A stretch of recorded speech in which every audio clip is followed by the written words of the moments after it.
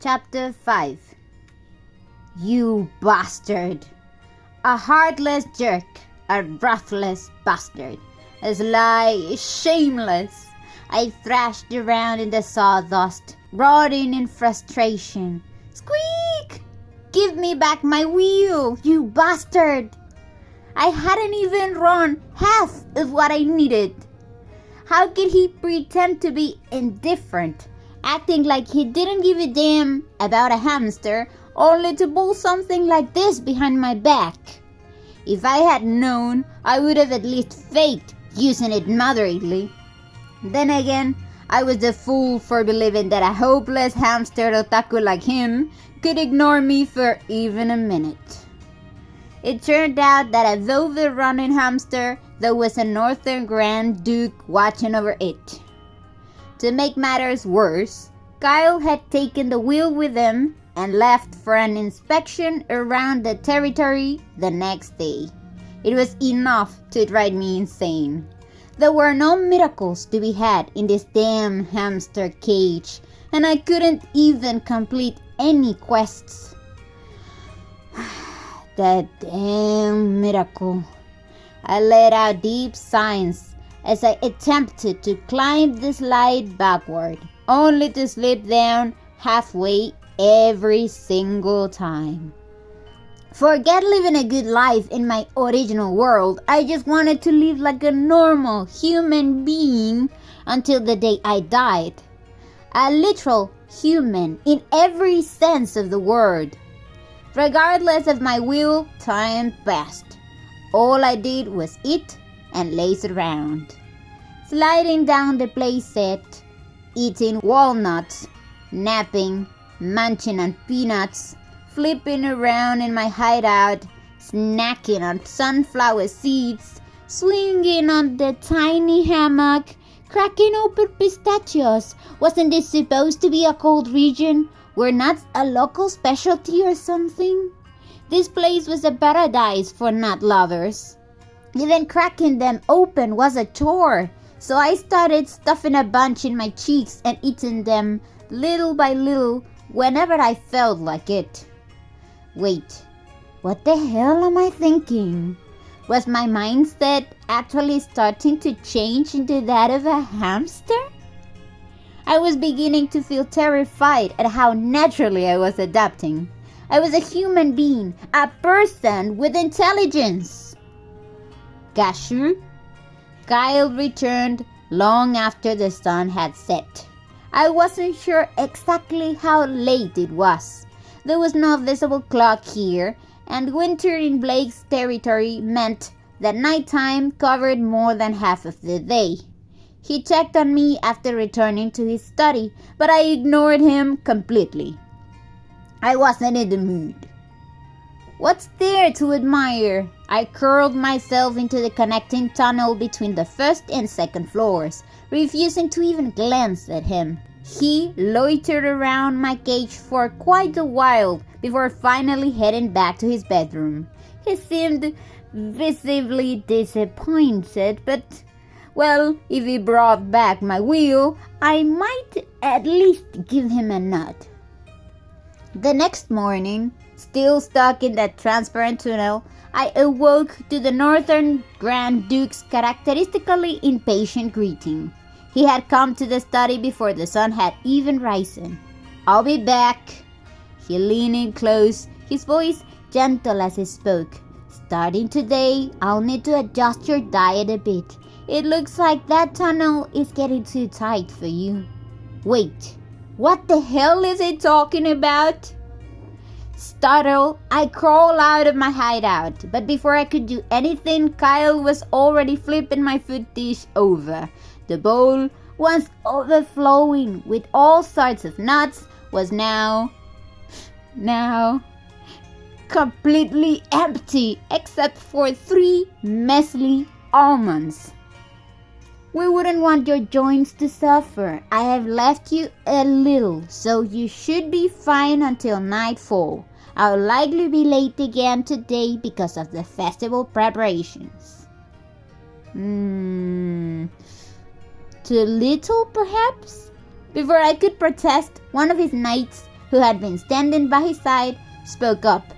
"No, Your Highness. According to the beast scholar, this individual hasn't reached its growth phase yet. This amount should be sufficient." "What the hell? Diet control? Are you blind or something?" As if it weren't bad enough that I had to eat nuts every morning and night, now he was limiting even that? The last time I had to endure a pre-planned diet was back in school lunch days. I glared at Kyle with utter disbelief before kicking my foot dish with all my might. This life was disgusting and unfair. I couldn't even eat what I wanted. I wanted fried chicken and beer, salmon with capers, spicy chicken feet, tteokbokki with glass noodles, bread bowls stuffed with creamy pasta, greasy, spicy, and unhealthy things only Koreans could truly appreciate. A bit of exercise would be good as well. Yeah, Your Highness, excessive exertion isn't ideal, but it's certainly better than gaining weight. Kyle nodded gravely, his expression serious. Then he placed the hamster wheel back into my cage.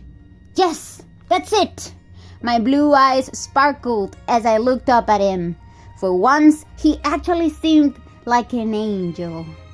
Take your sweet time preparing for that damn festival, Your Highness. All I need is exactly 800 laps and I'll be done with this miserable hamster life. I had to stay calm. If I jumped on the wheel the moment he set it down, he might take it away again. I forced myself to act indifferent, pretending not to care about the wheel that had finally returned to me. I even turned my head away dramatically. Kyle, however, looked at me as if he were dying from how adorable he found me. That gaze. He had just kissed me 100 times over with his eyes alone. At least he had the decency to restrain himself when other people were around. He was learning. You must really like magical beasts, Your Highness. As they left, I caught snippets of their conversation. It's a magical beast known as a northern field rat. Its magic stone develops a bit late, and its physical prowess is weak, but it's capable of social behavior, and above all, it's highly intelligent. Doesn't matter. When they're young, they're all the same. Looks exactly like a hamster. No matter how you look at it, it's just a golden. One of the knights glanced back at me and sadly pointed his finger. A rat. A rat? Kyle's voice turned ice cold as he smacked the knight's hand. Are you cross-eyed? Your Highness! Enough. While I finish reviewing the festival plans, bring me a small needle and a thread. What do you need that for? You don't need to know. It's for something important, so make sure it's of the highest quality. Yes, sir. Kyle cleared his throat with a curt ahem and strode out of the study. This winter has been especially cold. This bastard. No way. He wasn't planning to knit me clothes, was he? Don't do weirdly domestic shit, Grand Duke. If you don't want to see a fragile little hamster topple over from embarrassment, just drop it. The mere thought made my fur stand on end. I rubbed my limbs together in a futile attempt to shake off the creeping horror. Don't think about it, just don't. I quickly hopped onto the wheel. Nothing was better at clearing my mind than running. Now that I had the technique down, I could finish my 800 laps in no time. Taking a deep breath, I began to move my legs. Clatter. The massive Ferris wheel of doom began to turn. All right, time to go with the flow and let my mind drift. Something peaceful, something pleasant. Pizza, bubbling hot bulgogi stew, Sunday gubap, I could practically taste them, and the thought fueled me to push harder. 217 of 1,000. 322 of 1,000. 445 of 1,000. The numbers climbed steadily. I was confident. There wasn't another hamster out there that could run a wheel as well as I could. The more I did it, the more satisfying it felt.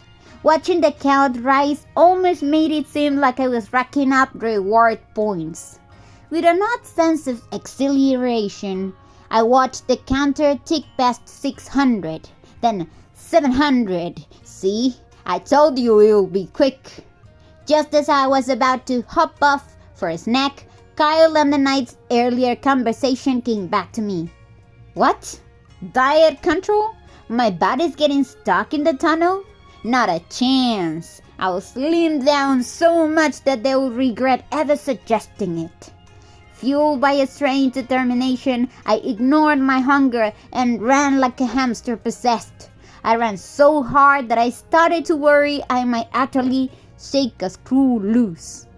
So when I first heard the creaking sound, I thought my wheel had finally given out. Wait. That sound... Was it really my wheel? The Grand Duke is hiding a woman in the castle? Huh, he's obsessed with her. Can't go a day without her. A woman? You idiots. Who hides a woman in a study? He'll keep her in the bedroom. That makes sense. Let's search here first, then head to his chambers. Yeah, if you're lucky, we might even get our hands on some military secrets. I stopped running, peering down at the intruders, crawling, literally crawling, through the door. 3 men, dressed in pitch-black masks, barely crawled up to the desk. There was no mistaking it. These guys weren't invited guests. If it's a woman, we either capture or eliminate her. Yeah, would be easy if she's just a civilian. That's why he's hiding her so well, isn't it? The masked men, thieves undoubtedly, chattered among themselves as they riffled through the drawers. The top drawer? Documents. The second drawer? More documents. The third? Even more papers. And in the final drawer, what the hell is all this? One of the men lifted a heavy pouch. I sat by my foot bowl, cracking open an almond as I watched. Macadamia nuts? So that's where they were. For reference, there was also a stash in the small drawer by the door. Crack, crunch. As the thieves stood there in stunned silence, the only sound in the study was me munching on my almonds. It was only then, as their dazed eyes landed on me, that 2 of them finally took notice of my presence. What's this thing? Looks like a rat? It's a weird one. It's golden. A magical beast? Well, I guess that makes sense for the Northern Grand Duke. No, I'm just a hamster. I held the last almond in my tiny paws and nibbled on it with determination, putting on a solid mukbang performance. Hey, while you're at it, why not hand over those macadamia nuts too? 3 measly almonds barely count as a snack. Think these are expensive? One of the thieves gulped audibly as he stared at me eating. After exchanging glances, they began fiddling with my cage. Seriously, no planet at all. First, they were looking for a woman. Then, they were after classified documents. And now, hamster kidnapping. Not a shred of consistency. How did these clueless fools even decide to become thieves? The fact that they hadn't been caught on their way was a miracle in itself. I let out a deep sigh. Not even bothering to look at the hands descended from above. Alright, come on out. It's the perfect drama timing. And then... What the... Crash! The sharp sound of shattering glass rang through the air. The three thieves, no, dimwits, jerked their heads toward the window like startled meerkats. How dare you lay a hand on what's mine? A voice, razor sharp and cold as the highest winds of the north, fell upon the room like frost. The dimwits were already trembling, as if they had been killed 3 times over just from the sheer weight of that voice. Oh, so this is what they call karma. In other words, serves you right. How dare you try to kidnap my sweet sugar hamster? I never said that, but why do you sound so excited, system? I won't let you live alive.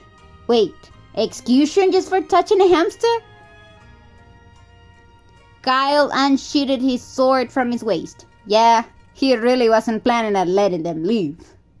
End of chapter 5.